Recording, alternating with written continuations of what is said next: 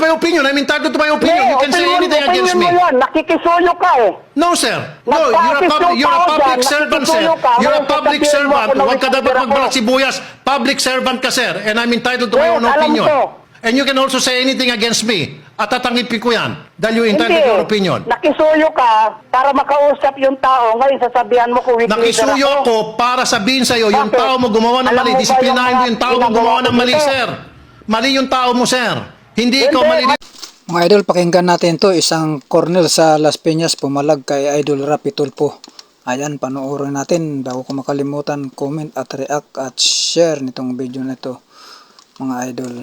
Kung hindi pa kayo nakasubscribe, mag-subscribe na kayo mga idol para lagi kayong una sa mga panood na mga pinupost ko na video. Ayan na.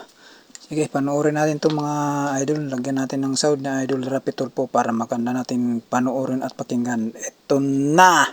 Hindi ikaw mali dito, tao. Pero however, sir, para kinukonsinti mo. Masyado kang maliit ng tao. Judge me. Sir, nanilito ko ng tao doon sa mga hindi gumagawa ng kanilang trabaho. Ano ba dapat kong gawin doon? Sir, yung mga gumagawa ng trabaho, trust me, pinupuri ko po sa dito in high heavens. Magaling ho akong pumuri. Kung magaling ho akong mambatikos, mas magaling ho akong pumuri. Marami na ho nakakalam dyan. namin yung asawa, nag-decide yung asawa no, na mag-file ng kaso. Ano Sir, bang mali doon? Dumadaan tayo sa prosesyo.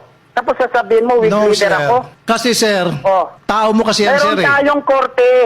Mr. Tulfo, meron tayong Ito nga korte. dahilan, sir, kung bakit nagkaroon ng tambak-tambak na yung kaso sa korte. As much as possible, yung korte nga, ayaw na nila magdala ng mga kaso doon. Ano mo. Sir, ito nga, Meron this is the tayong reason korte. kung Nasanay bakit ka dyan nagkakaroon ng na backlog sa mga courts pulitik. natin. Because of people like you na hindi marunong dumiskarte para mabawasan man lang yung backlog sa korte at makadiskarte at makagawa ng solusyon agad-agad. Now, you have that power Meron to do tayong that if you proseso, wanted yun to. lang. May korte tayo. Sir, I'm just wasting my time. Hindi po kayo nakiintindi. Pasensya na, sir. I'm so sorry. I apologize to you kung hindi niyo po ako naintindihan. Kung hindi po Ay, ako hindi. Sa nakaintindi. akin naintindihan ko. Pero I'm so sorry, sir, and I apologize to you. Kayo eh. Tapos sasabihan mo ako, weak leader ako. Ano ba yan? Yes, sir. Parehas tayo nasa That's my serbisyo. opinion, sir. And you're entitled to your opinion kung anong gusto mo sabihin against Opinion me. mo pala eh. Pero ginajudge mo na ako eh. I'm sorry, sir. That's my Do opinion. you know me? Based on Leader this ako? complaint, I know you already, sir, who you are. Anong I know you already? Based on this complaint, You sir, don't know me. I can make my judgment already. Yun nga eh. Nanjudge ka eh. Yes, sir. Yes, sir. Nag-adjust na po Nakikisuyo ka kanina, based on this tapos complaint may alone. ma-judge Because, sir, ka.